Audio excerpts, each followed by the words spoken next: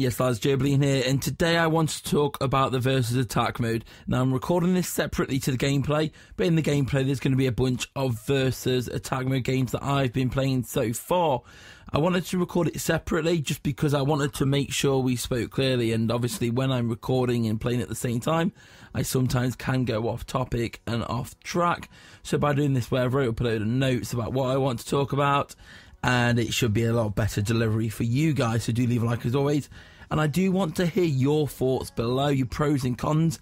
EA asked me to send them some community feedback about versus attack mode before, so if you can include some below, make it constructive, pros, cons, what you like, what you don't like. I can round that all up and I'll be sending that over to them. So yeah, and if you can leave a little tag to say if you're free to play or pay to play, that'd be great, just so we can get an idea of thoughts from both parts of the inter-community section. But yeah, we'll just go over it. Obviously, a few quick things. We're going to cut it all down. We'll summarise at the end. And yeah, so first of all, difficulty. I want to talk about difficulty. Yes, this is a lot harder, but I think it's more rewarding now. This is versus attack mode. It's versus attack. It's got a similar name to attack mode, but it's not attack mode anymore. And I don't think we should really be taking too many similarities from them. They've borrowed some names like fans. Fans mean completely different now. Before, fans were just, they add up, they keep adding up, they keep going up. And it was like that. You got them, they went down, but by the end of the 2 games, you were up with them. You didn't actually really go down fans after you'd completed the games. With this now, fans are a lot more important. Your fan count is how good you are at versus attack. It's your win percentage, it's your skill point rating. It borrows a lot, like, it's just what you're at. I do think they need to change it a bit. So, first of all, my suggestion would be it's 7.5k win all the way, but obviously FIFA Champion is 1 million now rather than 10 million.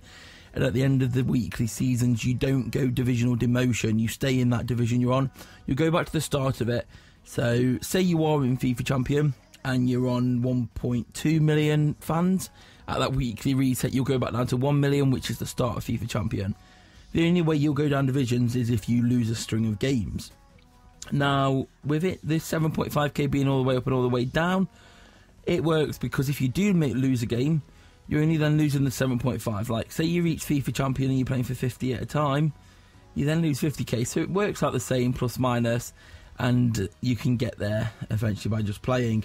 But for me, I would suggest 7.5k for a win, 2 to 3k fans for a draw, and then 3 to 5k for a loss. I understand why they've done it. It's just how it is now, because it's a case of your skill points go up if you win, and if you don't win, then they don't. You don't lose any fans by drawing. They're saying is the positive that you've managed to draw, so you haven't lost fans. But sometimes you fought hard to get that draw, and a draw is not always a negative thing, especially if you come up against somebody who's better than you and you've managed to upset the odds. I do think I can see where they've come from for having the win and loss the same, because they want you to they want your fan count to represent your ability at versus attack. So by having full rewards for a win, full anti-rewards, dewards, I don't know if there's a word for that. That's how that comes out. But yeah, I'd suggest 7.5k for a win, 2 to 3k for a draw. So at least if you draw, you do get a few fan gain. And 3 to 5k for a loss maybe, because then it's not as much as a win, so you've still got something from the win. But if you did lose a string of games, then it would have an impact. Now, in terms of the overall difficulty, it does seem harder. Obviously, the matchmaking, we'll talk about that later, but I felt that attack mode was starting to become a chore. It didn't actually require too much skill, it was just a grind. Depending on your team and your ability, your grind was less or more. But it was always, I felt it was more about when you reached attack mode, FIFA Champion, rather than if you was to reach it. Now, it's if we reach FIFA Champion, it's proven. I'm in Pro 2 at the moment, trying to go for Pro 1. It's early days. I'm struggling. Like, I'm winning a bunch of games, then I'll lose a few. I'm slowly going up. But as you see there now, we've still got people who haven't reached the highest people really are like world class at the moment. It's a lot harder now, and from my mentality, that's a good thing, I feel, because it's rewarding. When you actually progress now, you actually feel like you've done something, and it's great. Like, there's a sense of achievement and reward there. Yes, it's very difficult. I think over time that will change, because as the better players among us go up divisions, we won't then be playing them, because the matchmaking is mainly based on fans count. And the fan count is the key thing to how well you play at versus attack mode. So as the better players go up, the lower divisions will then be easier for you if you're, say, a mid ability player. Think of it like on console. In console FIFA, you've got weekend league, foot champs, all that. Not every single player reaches top 100 or elite each week. It's only for the best players. That's, I feel, how they've made it with this. Those in FIFA Champion are there because they are genuinely good at the game. And that's how they've got there, by being genuinely good at the game. Obviously, there's the whole aspect of having better teams, which gives them better counters, better chances and all of that.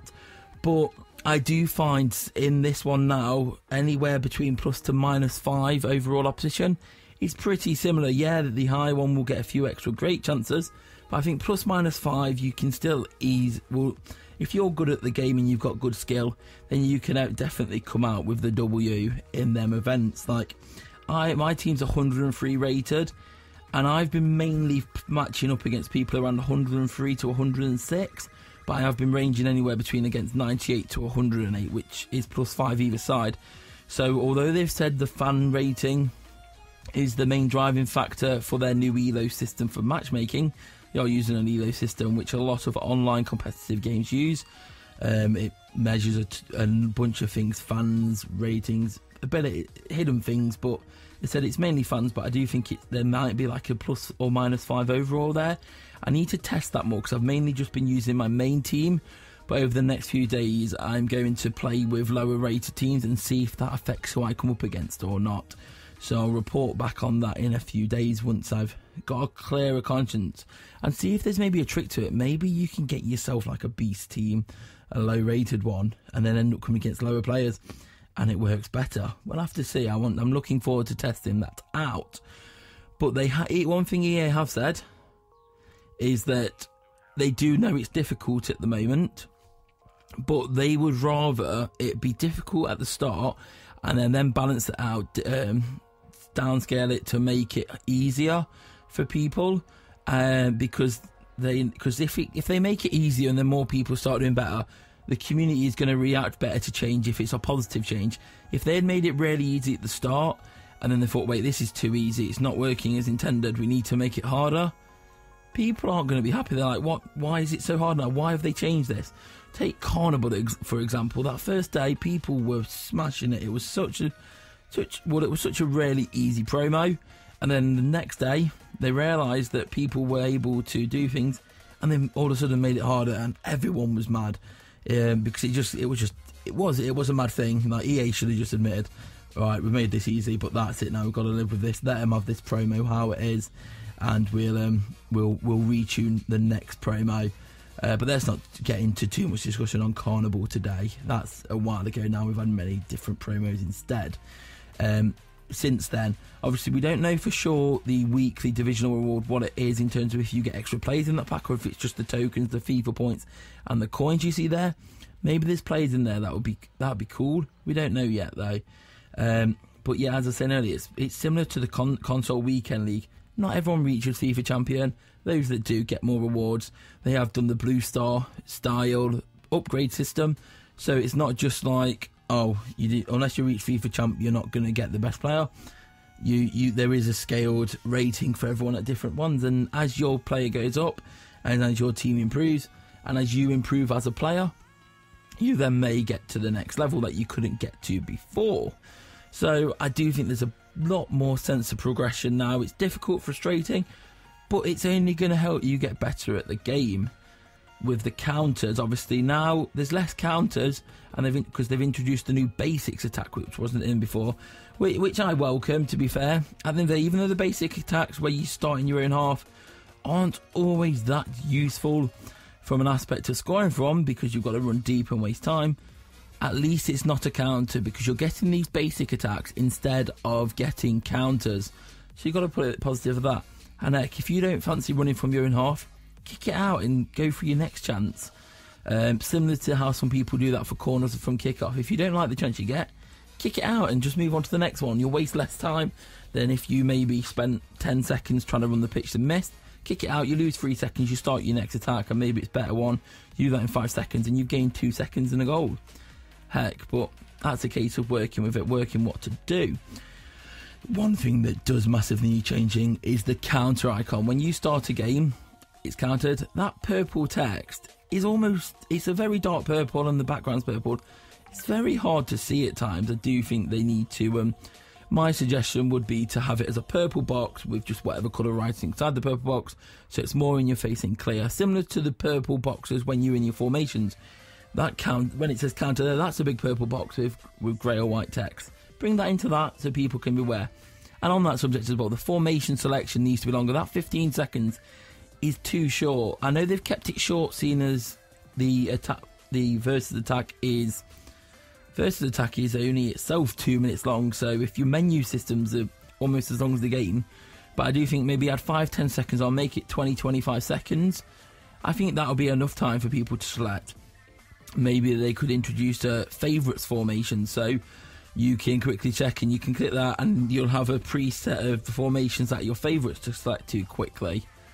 We'll have to... that's a suggestion, I guess. I've just thought of that right now, but yeah, maybe have a favourites formations that you're choosing quickly to get to quicker.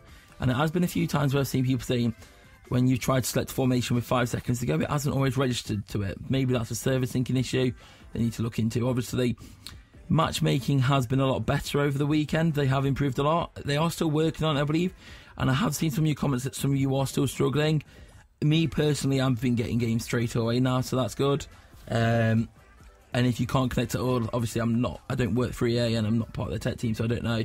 All I can maybe suggest is uninstalling the game, reinstalling it, seeing if that fixes anything like that. But if not, EA is still working on it, and hopefully that'll be sorted soon. One of the other things, 12 minutes now. This is going on a bit longer than I thought, but at least we're being thorough and explaining it all. I hope you take anything from this. Maybe you agree with me on some things, maybe you don't. As always, let me know below. I'm just looking at it from partly my own thoughts and also my thoughts of how I think EA have looked at this and tried to implement it. So I'm just looking at it from all angles. Last attack. Now, there's been a lot going on about saying with your last attack, should it be extended? Should you be allowed to complete the attack? And I've been trying to find a way to where it works out fair for both parties. But I do think the only fair way to keep it is how it is. And you've got 2 minutes. 2 minutes is 2 minutes. At the end, whatever you've done in that 2 minutes, regardless if your chance ends or not before you get the shot or not, it's 2 minutes. You've had that chance. You could have done your previous play a little bit quicker maybe, and you could have then took that chance. Or if you've got 10 seconds to go, use them extra seconds to play that chance rather than using 7 seconds and then having 3 seconds and not enough. Use it to your advantage that way, I guess. But the main argument and the main thing was with penalties and free kicks. When you get a penalty or free kick at the end of the game, should you be allowed to take that?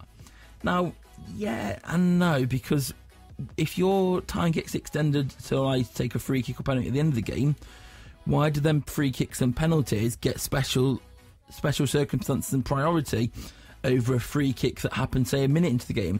Say me and you were playing a game, we've both got the 2 minutes to play. I get fouled after 30 seconds, I get a free kick. You get fouled with 10 seconds to go. All of a sudden, they've extended that. You've now got 2 minutes and 10 seconds to play over me, whereas I only got 2 minutes, and my free kick wasn't extended. One argument would be, let's stop the clock during free kicks and penalties, because it will auto take after 10 seconds if you don't, so that would stop people from trying to time waste that way. But then, once again, then it starts getting longer, and I do find in some of my games, I get about 4 or 5 free kicks a game the way I play, like with my last second roulettes to walk around, and I can score free kicks, so that's to my advantage. But then the game quickly, it could end up becoming almost twice as long if you don't take them for the full 10 seconds. The game's coming on nearly 3-4 minutes.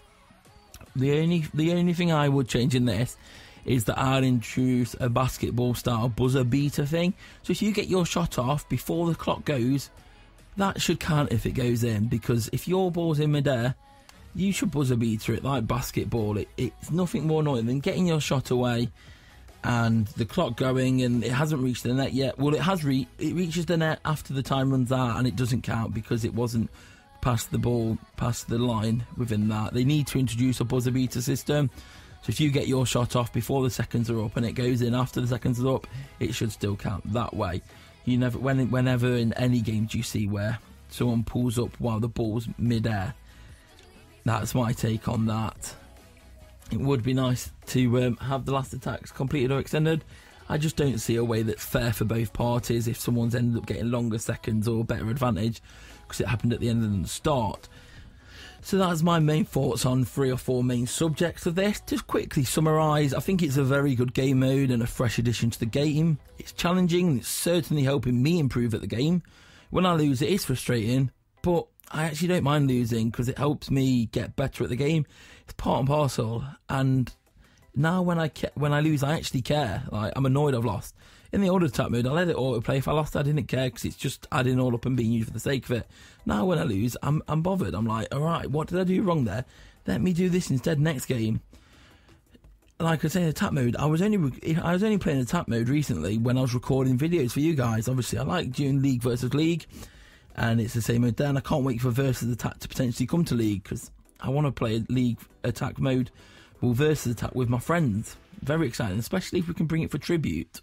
So we need to see when they're going to bring that in. But yeah, I was only doing autoplay, so now I'm actually bothered. And like I said earlier, a draw should reward you at least a couple of fans, maybe 1,000, 2,000, 3,000, and a loss should be like 3,000 to 5,000 deduction, maybe 5,000. Because obviously it's clear how they want it, but if it's 1,000 or 2 less, then that makes sense. Because at least then you still get a bit of progression, and your demotion isn't totally worthless. So like a lot of things in this game, it's felt at times like certain packs, plans and modes have been put in this game for us to test for them. And that, with it being the first year, I do at times feel like it's a beta as such. So I'm looking forward to the next season, like which would go alongside whatever they do when FIFA 18 would come out. I imagine it's going to be the same game. Madden, NBA, they did resets and you got certain things based on what you'd done the previous year. I imagine it will go like that. It would make sense. Licensing and all of that, they have to change it up, I believe. And it's good it's good starting again and building. I've been doing it for years and years on FIFA. You see how good you can get before the end, and then you start again. It'd stale out if your game was like that. But anyway, that's not what we're discussing today. It does feel like they've done a lot of stuff for beta testing. They've said themselves, obviously, they don't properly have full data for this game mode yet. It's only just come out. They were beta testing with about 300 people. There's millions and millions, and it's quickly approaching 100 million downloads. Not sure the active user base, but it's over 1 million. I think it might be closer to 10 million active users. So that's pretty good. There's a lot of people doing it. They've said they'll be balanced it in the next few weeks. They just need more data. And to close it, maybe it's my mentality to always want to be the best. But with this mode, it's definitely rewarding, and you can get rewarded as you play more and more. It's just that one of them ones, it's frustrating, but I think it's something we'll get used to over time. And as the better players get better and go up higher divisions, the lower divisions will be easier. One other thing I forgot to include, so I'm quickly adding this edit in. I think I've put it in about a place that makes sense. But the reason you'll see goals happen after you think you've finished is that for server syncing issues, there seems to be about a 10-second delay on their score coming to you. So it looks like they've scored afterwards, but they actually haven't. They've probably just scored in the last few seconds, but because of the 10-second delay, that's when you see that. And it's just one of them ones. But as always, do leave your thoughts below. Thank you if you watched it all. If you haven't watched it all and you raised something that I spoke about in this video, and I can tell you clearly haven't listened to what I said, I will ignore you. It's rude. If you're going to leave a comment that I have or like that, just be polite, really. But do leave a like if you enjoyed it. Remember to leave your feedback below so I can send it over to EA. If it's just like go die fags and stuff, I'm obviously not going to send that. I'll probably actually just block you because there's no constructive criticism there. EA need to be able to use this feedback data, so if it's nothing that can be used feedback wise, then there's no point in it. But do leave a like if you enjoyed it, subscribe if you're new here. Come follow me on Twitter at joebilineHD, and I'll see you all later. Peace.